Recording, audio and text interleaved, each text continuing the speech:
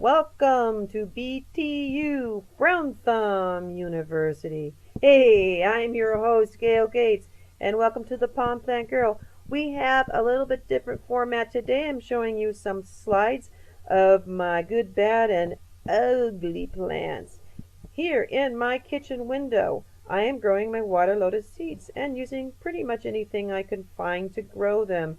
I've got my icy slushy bottle and my beer steins. So anything you can find works great. They just need a warm window. Outside my home, I've got my snowflowers growing. It's in between seasons, so my little garden there is sort of shaggy and my bulbs are starting to fade away. In the middle, I've got my tobacco plant. I think that's a carrot growing. I'm going to see what it turns into right in the middle of my tobacco plant. I don't know how it got there. Go figure. It's amazing the difference between light, um, the shadows and light when you're growing your garden. In the back of this garden, the flowers are very sparse, but in the front they're going like, wild. Now you've got to be tired of me talking about containers, but I've got to stress, do not use a metal bucket for planting plants because you'll regret it and they will die. Here is a variety of buckets you can use, and as you can see, they are all plastic. Now, you might want to use ceramic. Stay away from it. It's harder to grow your plants in ceramic pots. Go plastic all the way. Yay, petroleum.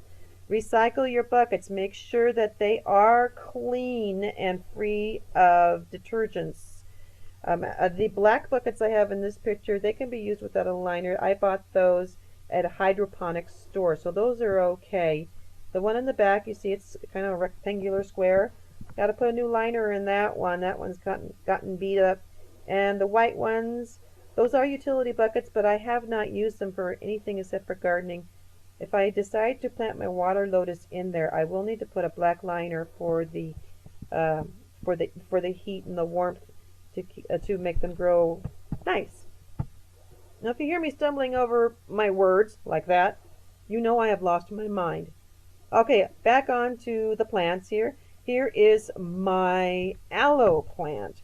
And I got that at a flea market in Southern California for $4 from this guy that had very few teeth. And at the bottom is my black sunflower plant. And those grow really neat. I actually like them better than regular sunflowers just because they're different. Okay, if your plants need a little bit of boost, there's a lot of things you can do to raise the humidity. You don't necessarily have to have a greenhouse. This is an aquarium that I used. I stuck my seedlings in there because they were struggling and didn't seem to be absorbing the water that I was watering them every day. So I stuck them in this aquarium and they perked right back up. I cannot stress more how important it is to use Miracle-Gro soil. As you can see, the front, that was cheap soil, and some of it even has like bark chips in it. Like, what's up with that? These were all planted at the same time. The one in the back of the picture, that's an artichoke plant, and it has gotten a good size. The other ones, same age, they just don't want to grow. So Miracle-Gro. If you're like me, you don't know how to mix the compost and make it yourself, Miracle-Gro has it all done for you. So until I can repot these plants, I am keeping up their humidity and moisture, and that'll give them the boost that they need.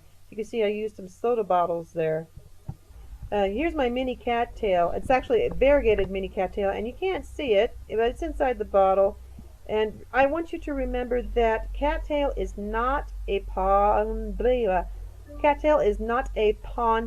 plant. Cattail is a bog plant, so it can be watered too much if you think it's a pond plant and just throw it in the water.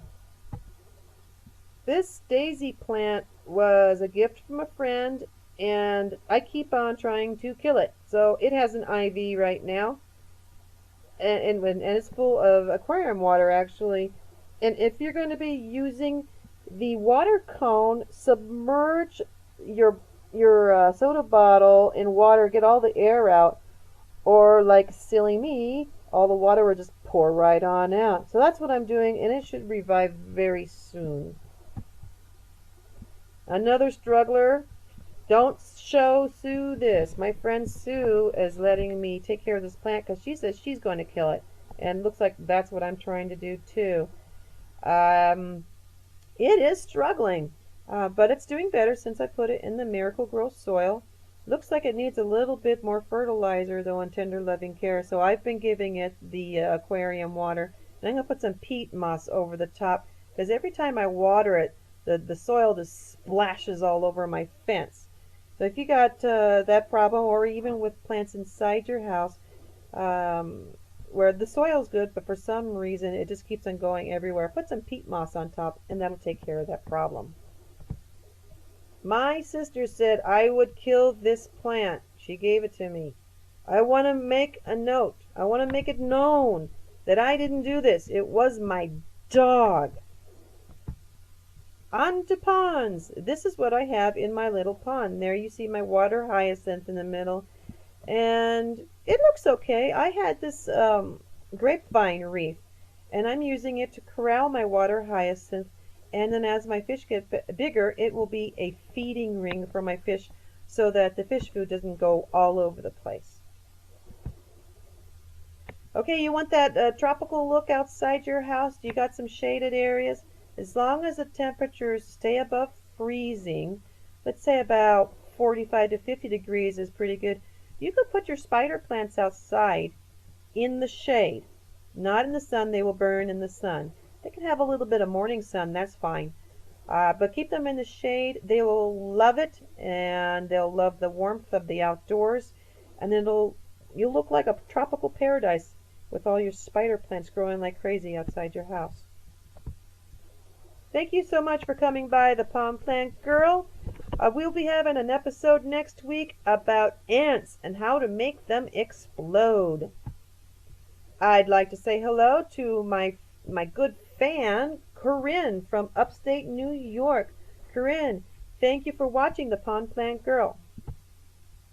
And one last thing to remember, when it's holiday seasons, go to the store, because after holidays like Christmas and Easter, all the plants are on sale. So right now it's Easter Lily. Go for it. Hey, this is Pond Plant Girl Gail, your host. You have a fantastic day. Happy ponding, happy gardening.